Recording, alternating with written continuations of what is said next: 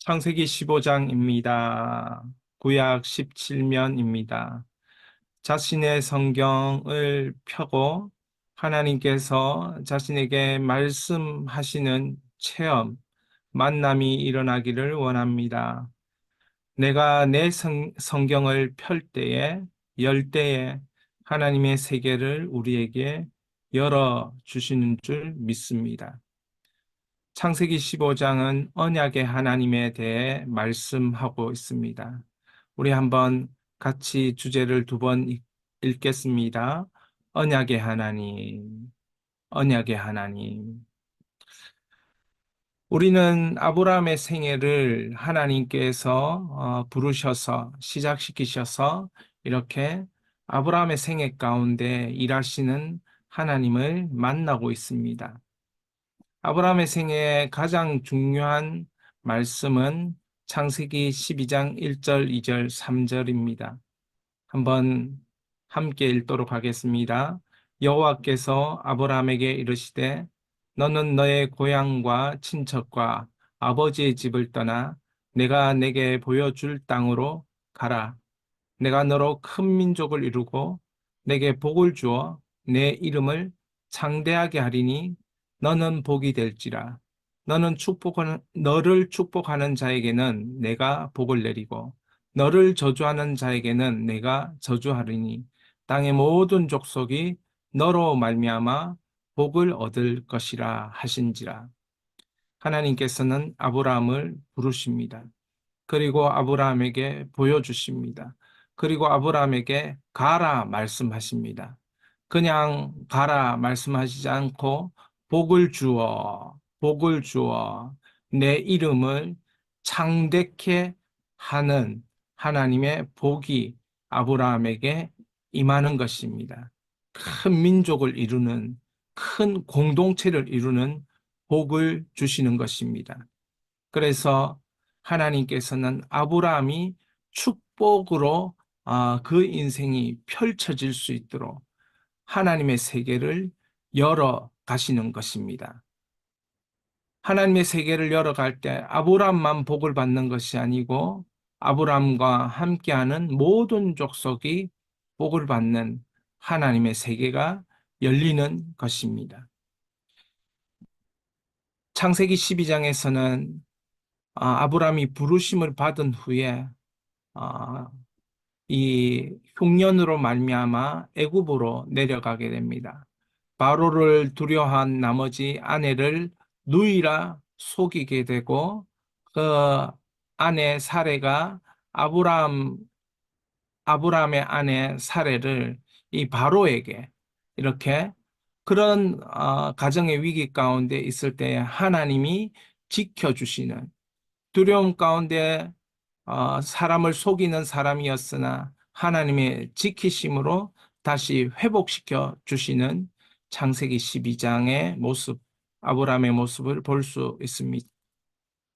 창세기 13장에는 하나님의 인도하심을 체험하는 것입니다. 조카 롯과 함께 하나님이 은금이 풍성하게 하시고 이 가축이 풍성하게 하시는 그러나 목초지의 부족으로 인해서 서로 다툼이 일어날 상황에 하나님을 의지하는 아브라함의 모습, 내가 좌하면 나는 우하고 내가 우하면 나는 좌하면서 하나님이 눈을 들어 동서남북을 보게 하시는 하나님의 은혜를 체험하는 창세기 13장, 그리고 창세기 14장, 전쟁 속에서 조카 롯을 구하고 더욱 주만 드러내는 아브라함, 사람을 통하여서 무언가 이루겠다는 그런 생각을 내려놓고 오직 하나님만 드러내는, 그래서 히브리 사람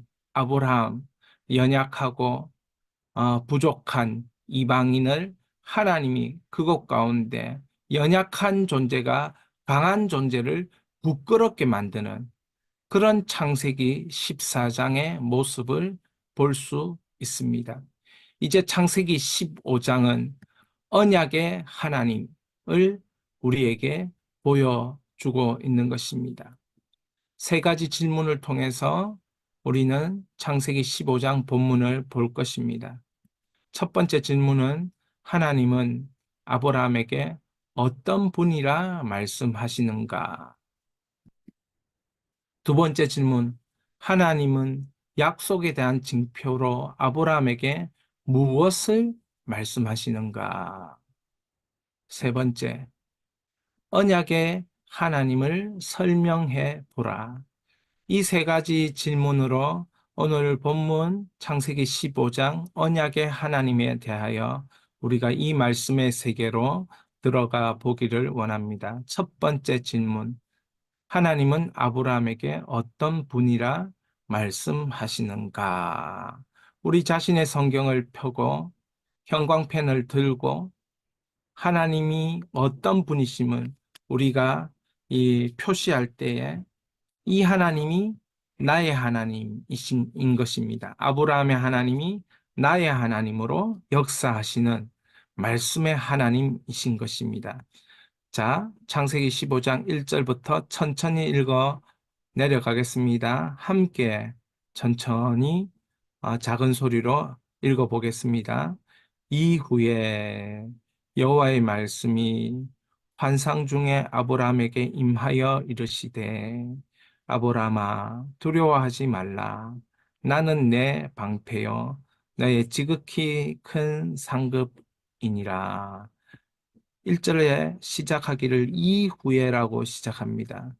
아마 이후에라는 말은 14장에 이런 전쟁 후에 롯을 구한 후에 히브리 사람 강을 건너온 연약한 자 아브라함을 강한 자로 드러내는 그 일을 하신 후에 하나님이 아브라함을 환상 중에 만나 주시면서 이렇게 말씀하십니다. 두려워하지 말라. 나는 내 방패요. 너의 지극히 큰 상급이니라. 하나님 어떤 분이십니까? 아브라함의 방패 되시고, 아브라함의 상급 되시고, 동일하게 우리의 방패 되시고, 우리의 상급 되시는 하나님이시기에 오늘 우리에게 두려워하지 말라. 이렇게 말씀하시는 것입니다. 2절을 함께 읽겠습니다. 아브라함이 이르되 주 여호와여 무엇을 내게 주시려 하나이까? 나는 자식이 없사오니 나의 상속자는 이 다메섹 사람 엘리에셀이니이다. 큰 상급이라고 말씀하시니 하나님이 큰 상급이라고 자신에 대해 말씀해 주셨으니 아브라함이 질문하기를 하나님 여호와 하나님, 무엇을 내게 주시겠습니까? 무엇을 내게 상급으로 주시겠습니까? 정말 제가 원하는 상급이 있는데요.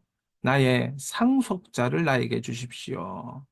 나는 진정한 상속자가 없어서 내 종 중에서 한 사람 엘리에셀이 나의 상속자입니다. 이렇게 말하고 있는 겁니다. 3절입니다. 아브라함이 또 이르되 주께서 내게 씨를 주지 아니하셨으니 내 집에서 길린 자가 내 상속자가 될 것이니이다.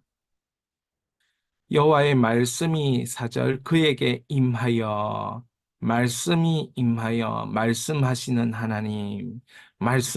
하나님이 이르시되 그 사람이 내 상속자가 아니라 내 몸에서 날 자가 내 상속자가 되리라. 내가 지금 80세가 넘었는데 너에게 내가 진정한 너의 상속자를 내 몸을 통해서 줄 것이다. 약속하시는 언약의 하나님을 봅니다. 5절입니다. 그를 이끌고 밖으로 나가 이르시되 아브람을 이끌고 밖으로 나가 이르시되 하늘을 우러러 무뼈를 셀 수 있나 보라. 또 그에게 이르시되 내 자손이 이와 같으리라. 내 자손이 이와 같으리라. 당시에 볼 수 있는 별들의 숫자들, 사람이 육안으로 볼 수 있는 별의 숫자를 한 8천 개라 이렇게 보통 얘기한다고 합니다. 그러니까 그 8천 개의 별을 보면서 무별을 셀 수 있나 보라. 8천 개를 음, 이렇게 셀 수 없지요. 하나님께서 셀 수 없는 수많은 자손을 너에게 주리라. 너의 종을, 길린 종을 너의 상속자라 말하지 마라. 내가 너의 상속자를 줄 것이다. 이렇게 언약하시는 하나님. 6절입니다. 아브라함이 여호와를 믿으니 여호와께서 이를 그의 의로 여기시고. 너무너무 중요한 구절입니다. 6절. 여호와를 믿으니 아무 일이 일어나지 않았습니다. 그냥 말씀하신 것밖에 없습니다. 그런데 이걸 믿는 것입니다. 말씀을 믿는 것을 뭐라고 하셨냐? 하나님이 들려주시는 말씀을 믿는 것을 하나님은 의로 여기셨다. 여러분, 아무 일이 일어나지 않았는데 서로 서로를 믿어준다. 믿어주기 때문에 어떤 마음이 듭니까? 그래, 할 수 있다. 이런 마음이 사람에게 들지 않습니까? 우리가 이렇게 하나님이 말씀하신 것 믿는다는 것은 하나님을 전적으로 신뢰한다는 뜻이고, 하나님이 앞으로 나에게 하신 언약의 하나님은 틀림없이 그렇게 언약을 실천하신다라는 것을 믿는 것, 그것을 하나님은 의로 여기신다. 의로 여기신다. 7절입니다. 또 그에게 이르시되 나는 이 땅을 내게 주어 소유를 삼게 하려고 너를 갈대아인의 우르에서 이끌어낸 여호와니라. 어떤 하나님이십니까? 소유를 주시려고, 소유를 주시려고, 내가 무엇인가 가지게 하려고, 여기서는 땅을 가지게 하려고, 땅을 가지게 하려고, 너를 이끌어낸 약속의 하나님. 아브라함에게 땅을 주겠다. 이것은 무엇입니까? 아브라함이 거주할 땅, 거할 곳이 있다는 것은 안정감이죠. 거할 곳이 있다는 것은 축복이죠. 여러분, 집에 내가 거하고 있다. 내가 살 집이 있다. 이건 나에게 안정감인 것입니다. 하나님께서 한 평의 땅도 없는 아브라함에게 너에게 수많은 자손을 줄 것이고 그 땅을 줄 것이다. 내가 거할 수 있고, 내가 안전히 살 수 있고, 내가 땅에서 나는 것을 먹을 수 있고, 땅을 그 소유의 모든 좋은 것을 가질 수 있는, 소유할 수 있는 그런 것을 주는 여호와 하나님, 너를 부르신 하나님이시라는 것입니다. 아브라함을 부르시는 하나님은 무엇인가 주시는 하나님. 아브라함을 부르시는 하나님은 이끌어내시는 하나님. 자, 그렇다면 우리 2번을 봅니다. 화면에 2번 문제.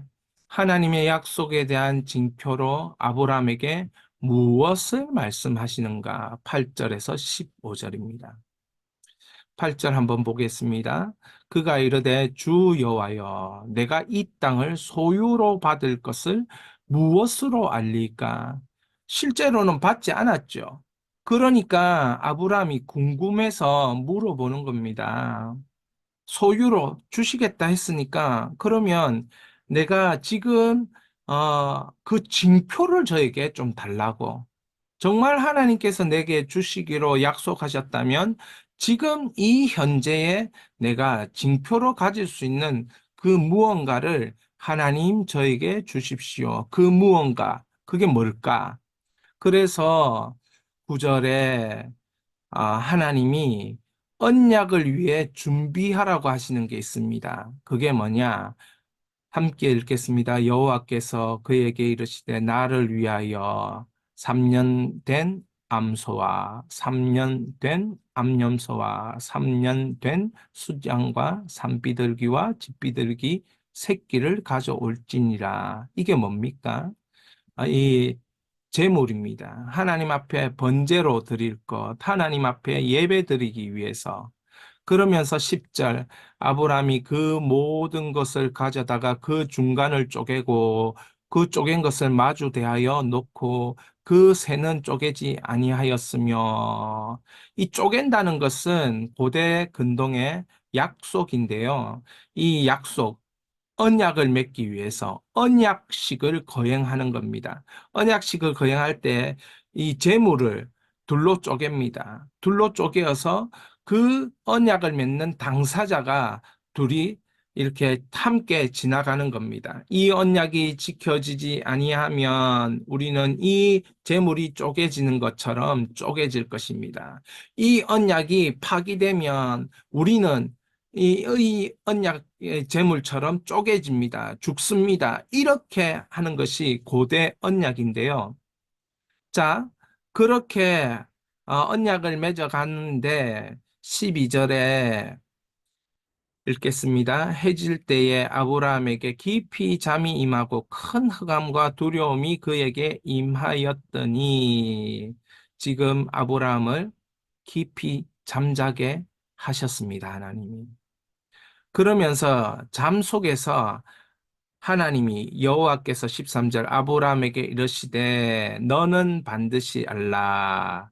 내 자손이 이방에서 객이 되어 그들을 섬기겠고 그들은 400년 동안 내 자손을 괴롭히니 그들이 섬기는 나라를 내가 징벌할지며 그 후에 내 자손이 큰 재물을 이끌고 나오리라. 지금 우리는 징표로 아브라함에게 무엇을 말씀하시는가? 아브라함의 미래에 관하여 얘기한다는 겁니다. 아브라함 자손들의 미래에 관하여 400년 동안 일어날 일들에 관하여 얘기하고 그 400년 후에는 다시 그 자손들이 돌아올 것에 대한 이야기를 하면서 15절, 너는 장수하다가 평안히 조상에게로 돌아가 장사될 것이요. 두려움에 떨고 있는 아브라함에게 하나님은 너의 인생은 평안한 인생이 될 것이다. 그렇게 징표로 말씀해 주시는 것입니다. 한번 따라해 보겠습니다. 우리의 인생은 평안한 인생이 될 것이다. 나의 인생은 평안한 인생이 될 것이다. 그렇습니다. 하나님은 아브라함이 아, 이 땅의 소유를 받을 것을 무엇으로 알겠습니까? 이렇게 하나님께 질문할 때, 그러면 너는 언약을 위해서 준비하라. 내가 세운 언약은 절대로 실패하지 않는 언약이다. 이 실패하지 않는 언약에 대해서 네가 준비해라. 뭘 준비해야 됩니까? 그러니까 예물을 준비해라. 예물을 준비하고 그걸 쪼개라. 그리고 내가 그 중앙으로 지나가면서 그 중앙으로 지나가면서 하나님이 두 가지 말씀하시는 겁니다. 첫 번째로는 자손에 대한 말씀하시는 것이고, 두 번째는 자신의 삶의 미래, 두려워할 일 너에게 일어나지 않을 것이다. 너는 평생 평안한 은혜를 하나님, 언약의 하나님인 내가 너에게 허락할 것이다, 줄 것이다. 이렇게 말씀으로 그 징표를 주시는 것이죠. 자, 그러면 세 번째 문제입니다. 언약의 하나님을 설명해 보라.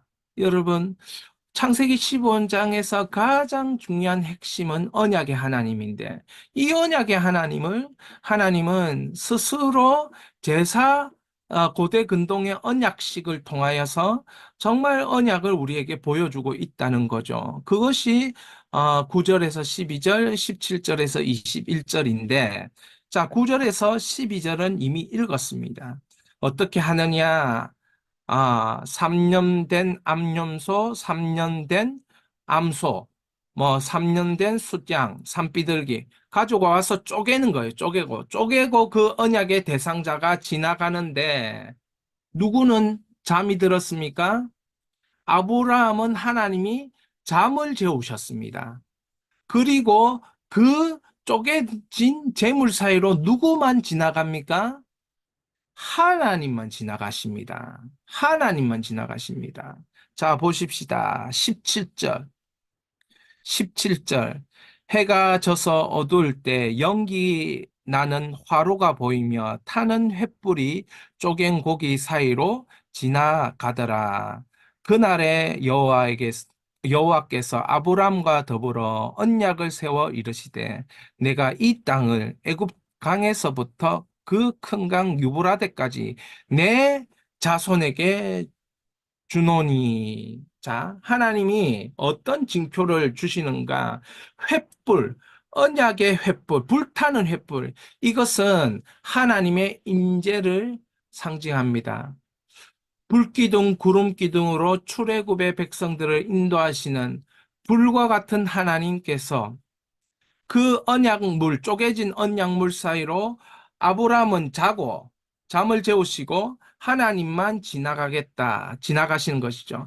이 언약은 일방적으로 하나님께서 이루어 가시는 언약이다. 내가 열심을, 내가 무엇을, 내가 어떻게, 이게 아니고 하나님의 열심으로 이루어가는 언약이 내가 지금 너에게 말하고 있는 거야. 이렇게 말씀해 주시고 있는 것입니다. 여러분, 아브라함의 하나님은 나의 하나님, 우리의 하나님이십니다. 그 하나님의 언약은 일방적인 언약이었습니다. 고대 권능의 언약은 언약 당사자 두 사람이 다 지나가는 언약이었는데 이 언약에서는 하나님만 지나가는 언약이에요.